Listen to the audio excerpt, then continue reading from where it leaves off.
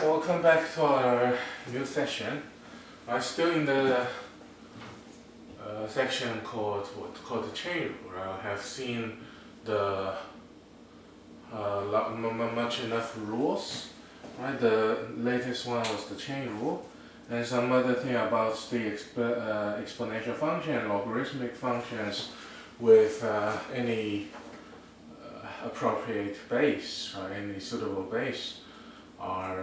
Have the formula. Something to wrap up everything.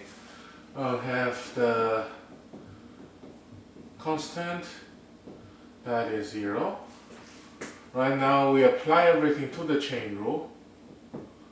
If we have not only x but u to the power n, let's take the derivative of the term, multiply the derivative of u.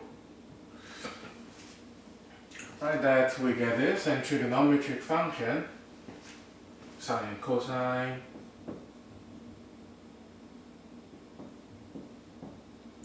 again, if it's a function, a composite function, we still take the same derivative, but need to take the derivative of the inside.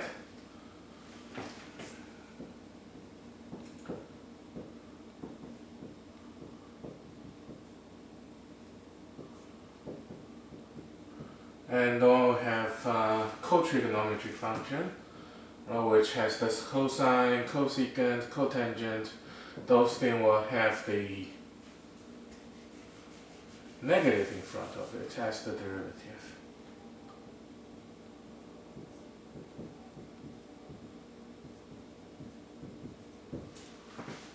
And I could write the tangent.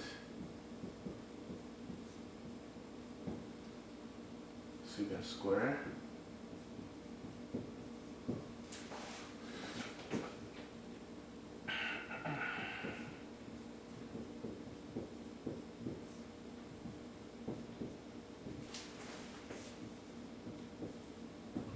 Derivative with respect to x of cotangent, that's negative cosecant squared du dx. And then the derivative of secant, that's secant tangent.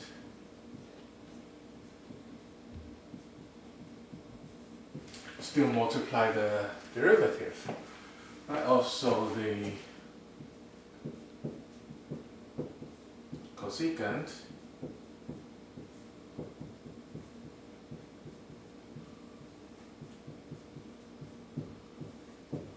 is negative cosecant cotangent, then multiply the u prime.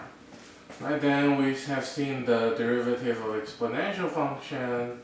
If we have e as the base, that's just the same thing, e to the u, but we have a as a base for any suitable base. Suitable means it is bigger than 0 but not 1, right? That is suitable or appropriate. Right, that's a to the u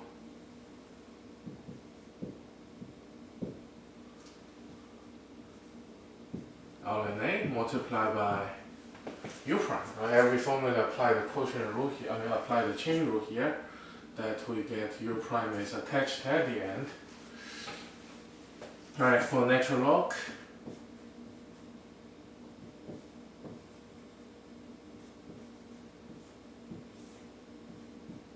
that is 1 over u times u prime. And for the log a base, we take the derivative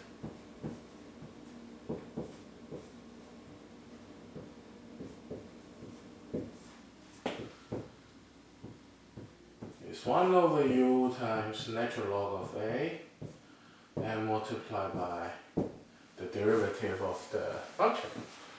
And that is kind of every function we had so far. Right? And besides, we have product, quotient, and chain rule. Right? uv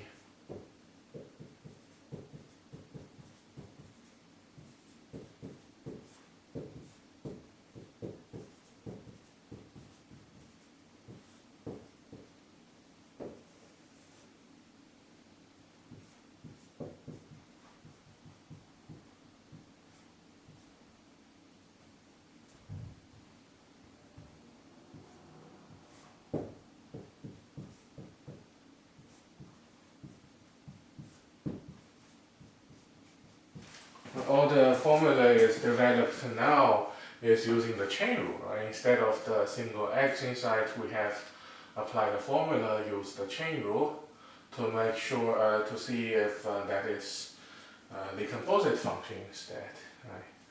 Not only just the basic functions we have, but could be composite. Then we have product rule, quotient rule, and then chain rule. That's pretty much most of the thing we're gonna touch in our semester, right? Then the only thing left over was, well, we have 6 trigonometric functions. Then we should have also corresponding 6 inverse trigonometric function, which is arcsine, arccosine, arctangent, arccotangent, arcsecant, and arccosecant, which you will see later. But those things are what we had so far.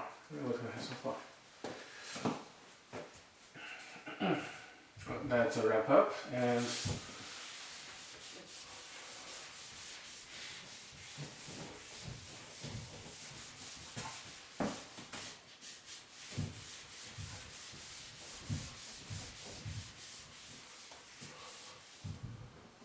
let's move on. Right. Last time, well, we had seen some example about the chain rule.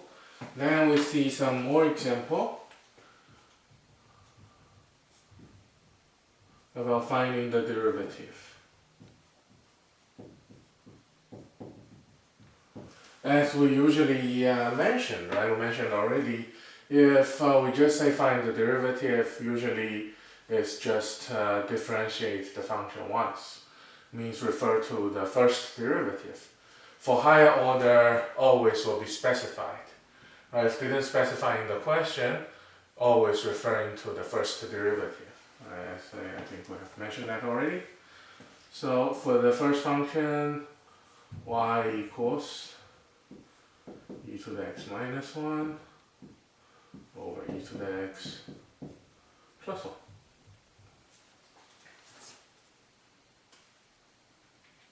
Well, could be. I get this e to the x minus 1 over e to the x plus 1.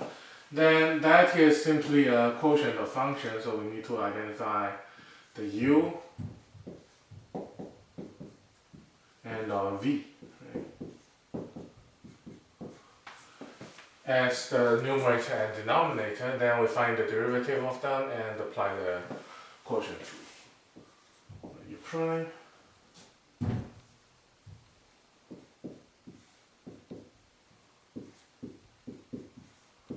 where the derivative of e to the x is still e to the x. Right? We have simple exponent is just x, that is simple function. It's not a composite function. It's just combined with another constant when we take derivative at 0. Right? So when we apply the quotient rule, that u prime times v is the first path, v prime times u is the second path, and subtract each other over the square of v. U prime times v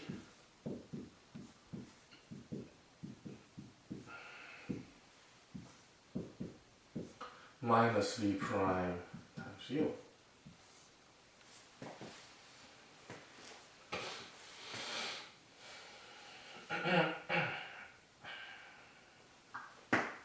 Then the next thing to do is just expand that out.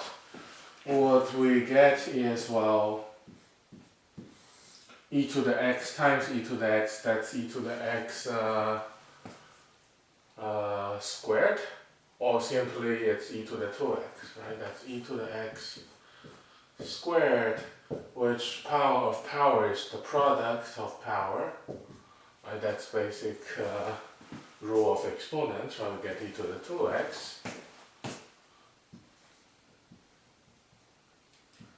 Or if you view another way, that's same. Right? Minus e to the x, 2x, plus e to the x.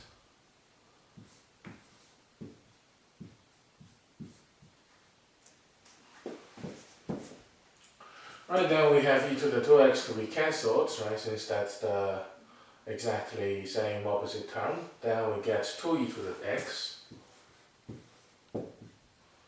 over e to the x plus 1 squared. Right, this one nothing else but just apply the quotient rule. So I have e to the x and e to the x on the top and on the bottom.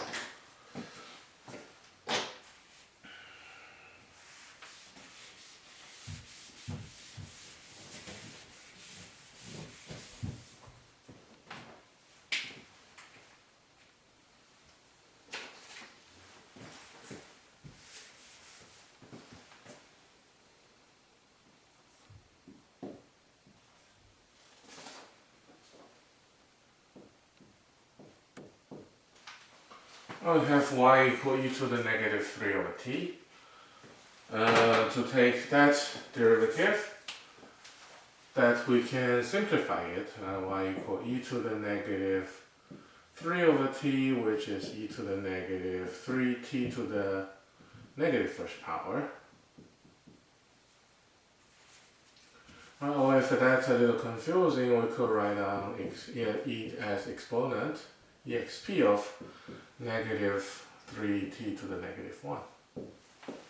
Right, at the end, we could leave like this expression or simply put it back. Well, we know that for e to the certain thing, when we take derivative, should leave the same term. Then we can take the derivative, y prime, that same e to the negative 3 over t. Right, then we just need to multiply the derivative of negative 3 to the negative 3 times t to the negative 1.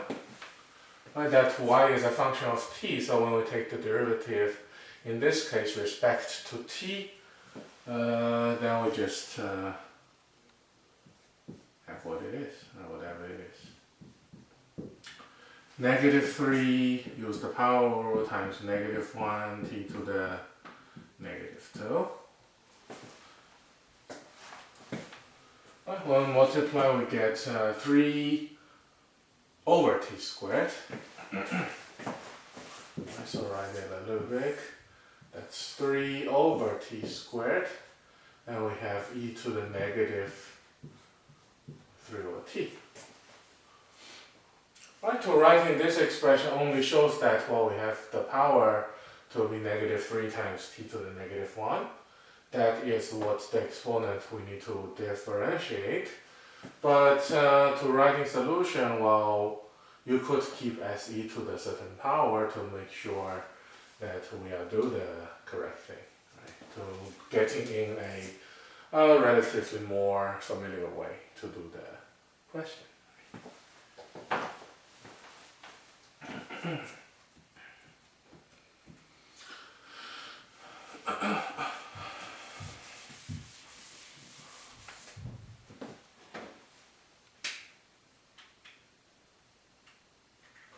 Let's see the next one. F of x equal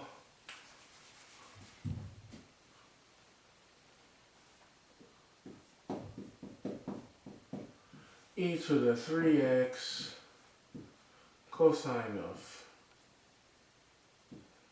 negative x. Right, so be careful with the small thing, right? Even though, like especially the negative sign maybe it looks so natural to be there, but that is not, right? Everything which is not exactly x, we always need to be paying more attention on it, right? So such the negative will be taking very good care of it. Right, so that's the product rule we apply. V is cosine of negative x. Right, so u prime will be e to the 3x, multiply the derivative of 3x, which the derivative of 3x is just 3. That we get is e to the 3x times 3. In other words, it's 3 e to the 3x. Right, it doesn't have the parentheses, so 3x, the power is only applied on the e to be clarified. I believe that's what we know already, but just mention in case, right? And the v prime also, Right, the derivative of cosine is negative sine of the function, of the variable, right? Negative sine of the variable, and when we take the derivative of negative x, we get is negative 1. Then when we multiply them together, that is sine of negative x. Right, if we want to simplify it, use the sine and cosine property. That especially what I mean is the cosine is even function, sine is an odd function. What we will see is we'll get the same result afterwards. Right, you can try to see, to apply that, well, cosine is an even function, therefore blah blah blah. Right, then at the end, when sine is an odd function, therefore blah blah blah. The result should match as what we will see over here without doing any properties. Then the f prime of x, the first derivative, that's u prime times v, 3e to the 3x cosine x, actually cosine negative x, plus v prime u is e to the 3x, or sine of negative x times e to the 3x. Well, if you want, you could factor the e to the 3x out, not necessary. Right, and the leave like that format is totally fine at all, right? Totally good. If you want to factor it out, it's also okay. E to the 3x is a common factor. Then we get 3 cosine negative x plus sine negative x as the result.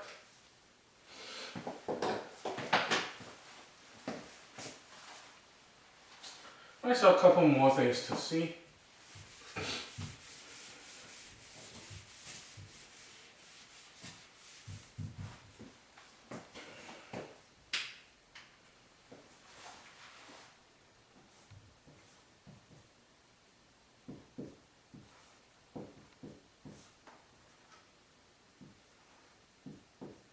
Right, this function is a composite function still. Right, when observing it, that is e to the x plus e to the negative x elevating to the third power.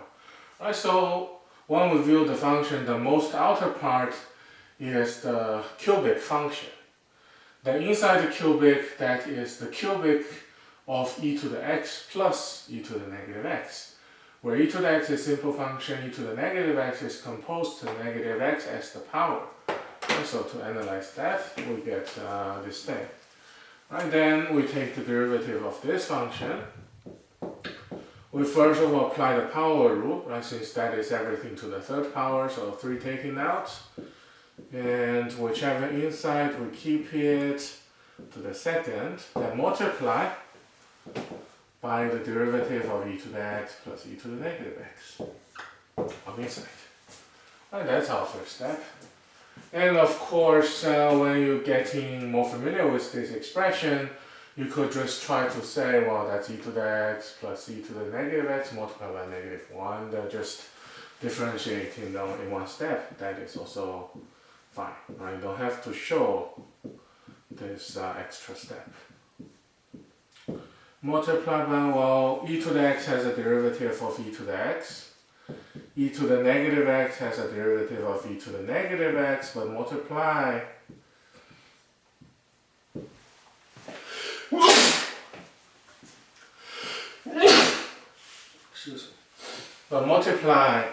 by the derivative of the power.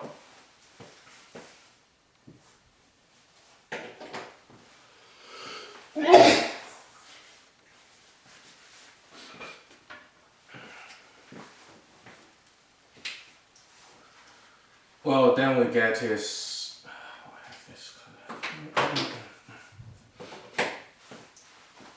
then we have, well, 3 e to the x plus e to the negative x squared multiplied by e to the x plus e to the negative x times negative 1.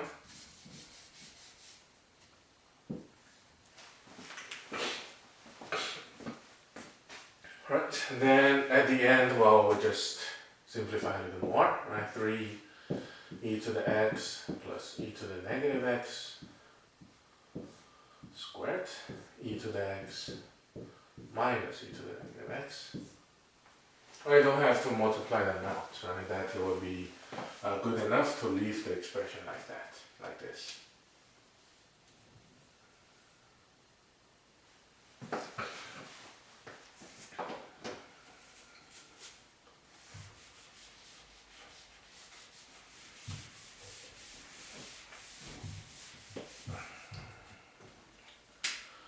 So try to do the next one, y equals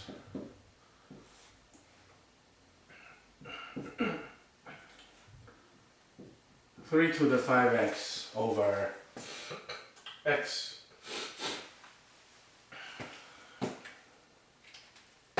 We have this expression as a quotient, therefore use quotient rule here to identify the numerator and denominator. Right, the denominator is simple, very simple.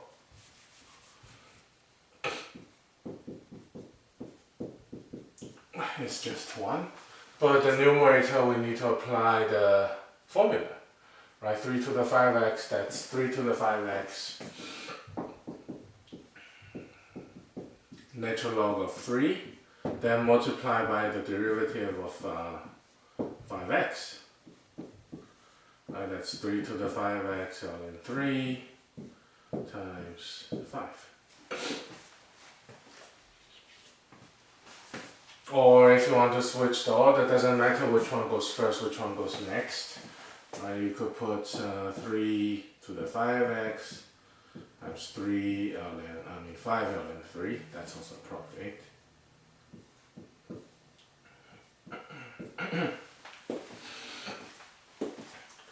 Right, then we have the u prime, we have v prime, identify the u, identify the v. The quotient rule we can apply simply. Y prime will be certain things of a square of v, right? U prime times v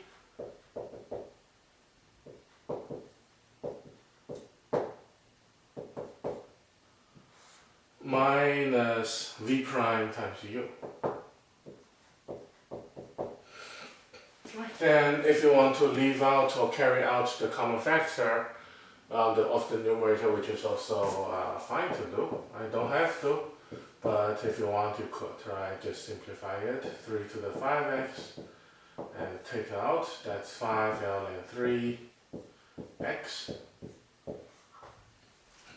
minus 1. But only factor when it's the finalizing input, right? If you want to do a little more things, like to take the second derivative, it will be better to leave the form like this. Right, a little more benefit.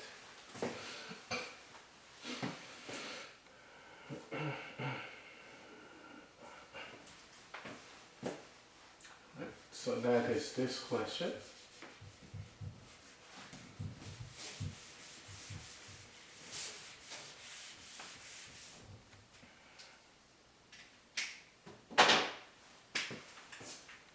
Oh, we see the next is the logarithmic ln of x radical x squared minus 1.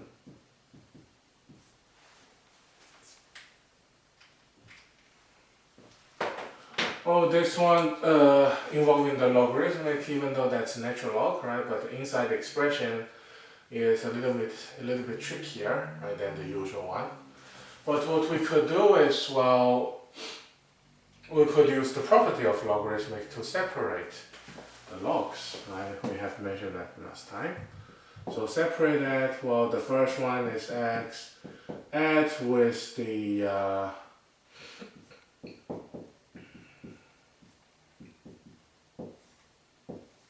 the 1/2 of power of x squared minus 1, which is ln of x plus 1/2 ln of x squared minus 1. Right, that's the expression we get for the log, right, which is equivalent expression. Just keep the base and expand a little bit.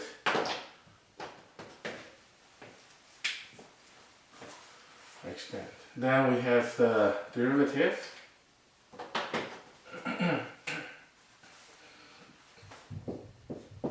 Alright, the first one is simply the x, that is 1 over x, and the 1/2 times 1 over x squared minus 1, but multiply the derivative of x squared plus 1, minus 1, which is 2x.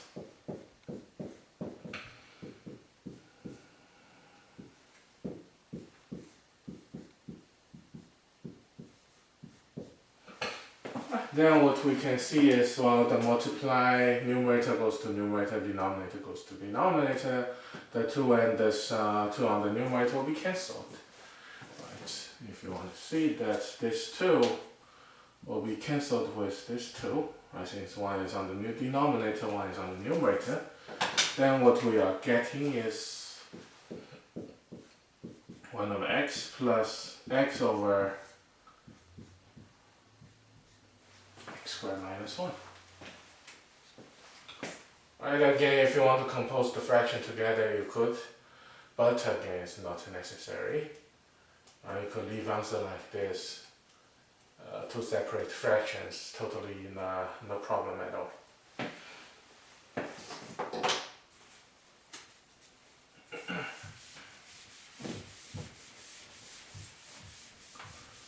Well, we have seen those things I believe already, but they're always requiring good practice. More practice will be also good.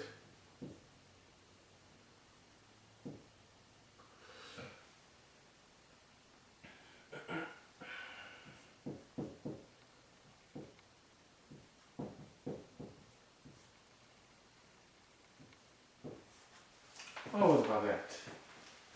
We get x to the third times x squared plus 5x minus 2 squared inside the log.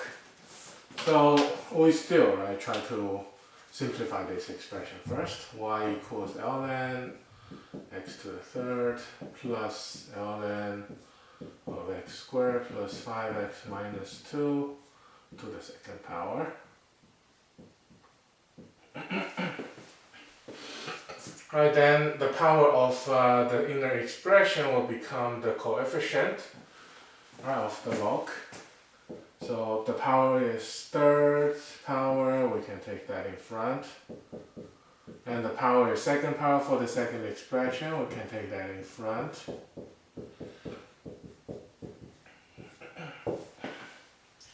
And we get this expression.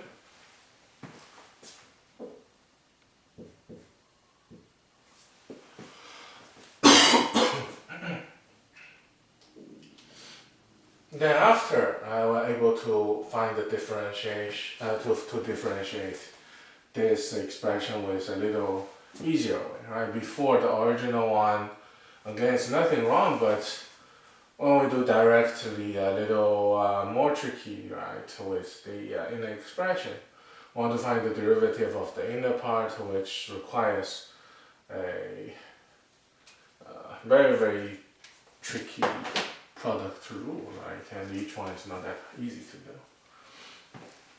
So that's our simplification. Then find the derivative will be a little good, right? Natural log of x is 1 over x, and the natural log of the x squared plus 5x minus 2 is what we have. Then multiply by the derivative of x squared plus 5x minus 2. Right, the first one, 3 times 1 over x, that's 3 over x. This one we can multiply also together, x squared plus 5x minus 2. Multiply by the derivative of it is 2x plus 5.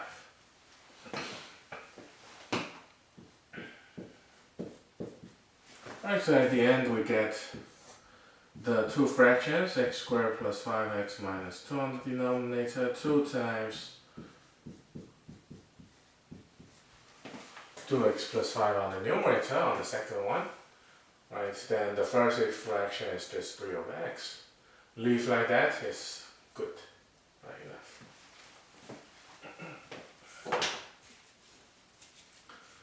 Alright, then we see the next one.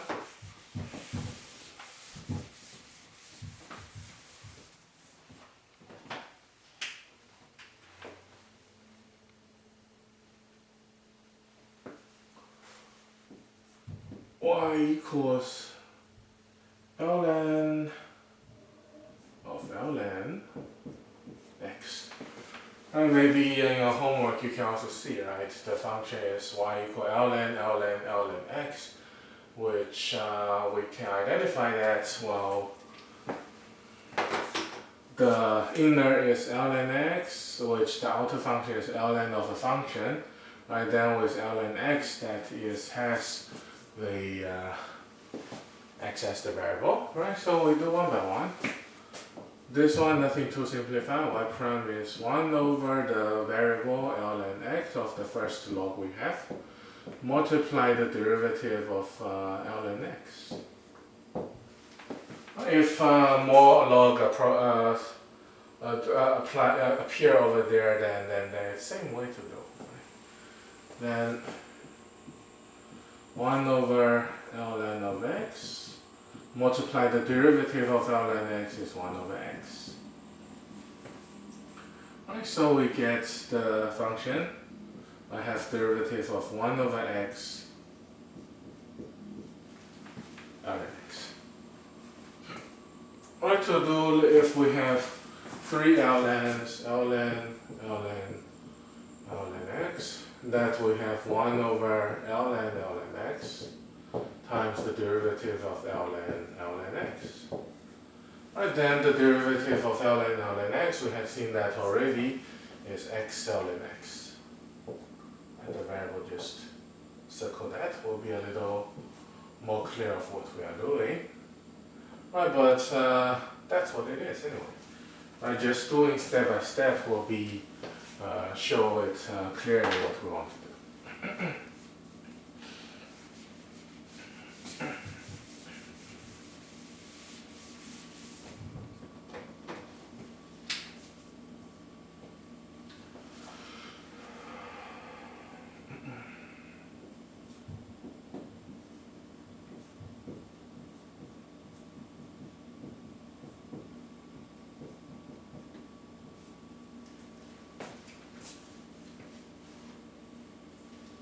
Right, to find the derivative of natural log of absolute secant x plus tangent x, I believe we have seen already, right, the derivative of ln absolute of u, which will be just u prime over u. Right, it's nothing else but just the u prime over u. Well, regardless the absolute sign, because for positive of the negative, that will be same result portion, right, for portions of positive and negative.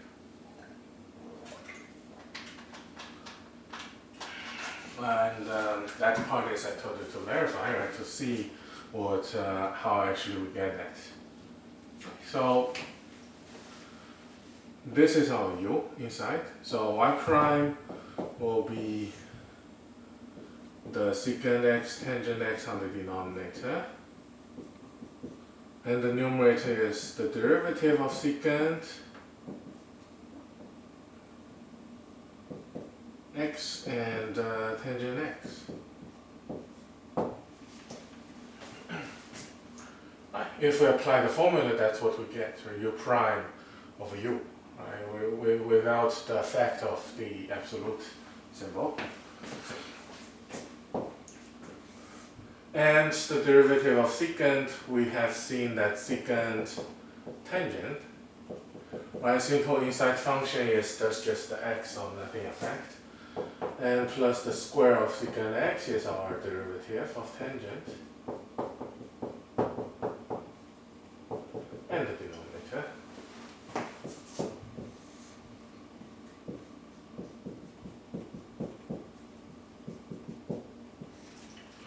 What we have, well, I don't know, so I think yes, that's secant of x. So we have secant x in common factor for the numerator, right? Since we see that secant x, that's square of secant x. Right, so we could just factor it out. And the first we get tangent x remains, second term we get secant x remained.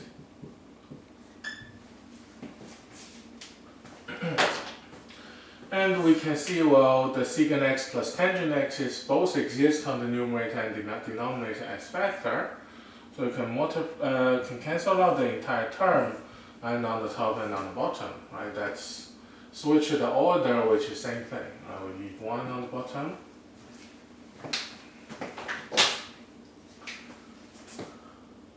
But the result after we divide is left over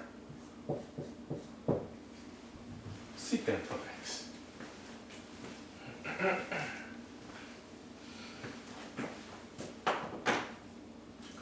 So the derivative, right, of ln of absolute secant x plus tangent x is just secant x.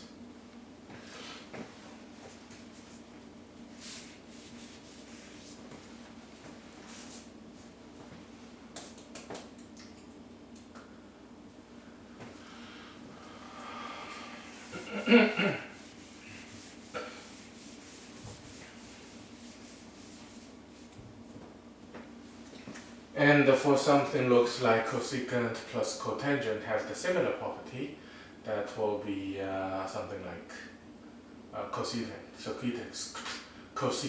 x.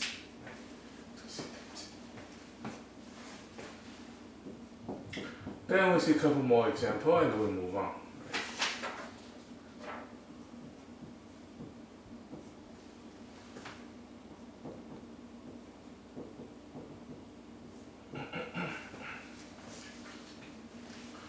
Alright, log 3 base of 1 plus 3 to the negative 5x. Oh, it's similar as just the natural log, right? It's just log with another base. We have formula similarly, but with an additional ln a on the bottom. That's 1 over u ln a. My formula, right, if you still remember, right, that ddx of log a base of u, that's 1 over u ln a times u prime. If you still remember what we had put in the beginning. Right, so we multiply the derivative of 1 plus 3 to the negative 5x.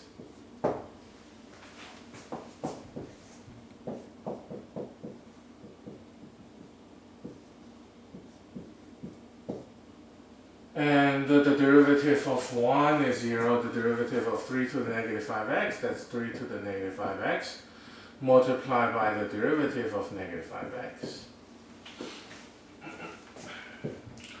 Alright, that's 3 times negative 5, 3 to the negative 5x times negative 5 over 1 plus 3 to the negative 5x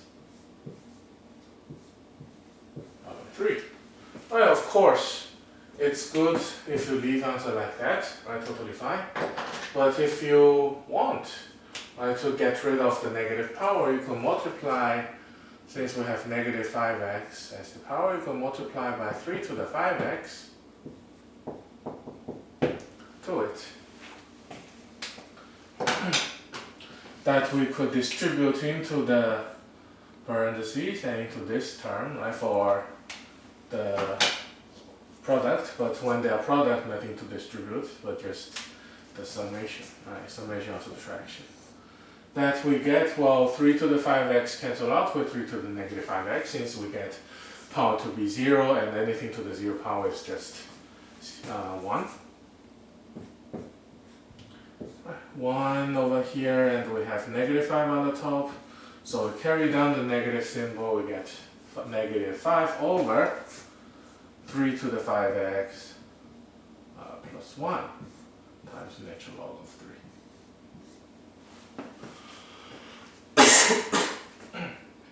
Or you could have this on as the derivative as well, right? But of course, again, right, we leave this one as expression, that's also okay.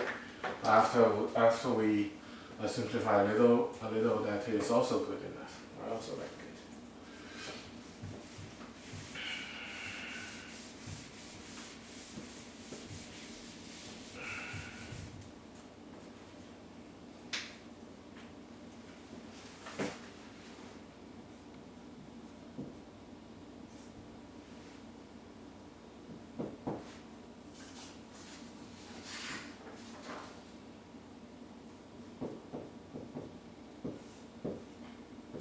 Log 7 of x times cube root of x squared minus 1 over 2.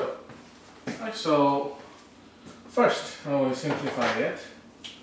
F prime of x, not yet. F of x equals log 7 base of x plus log 7 base of x squared minus 1 has power of 1/3 minus log 7 base of 2.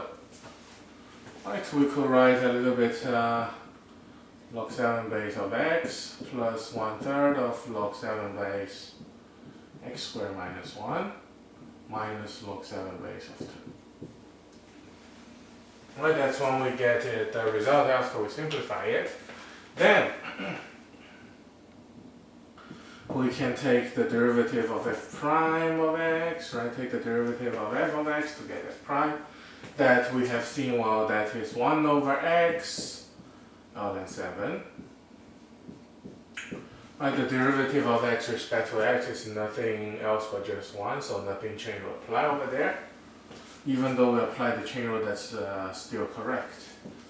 Right, plus 1/3 times 1 over x squared minus 1 times ln 7 multiplied by the derivative of x squared minus 1 minus the third derivative. The third one has a derivative of a 0, right? Because it's a constant.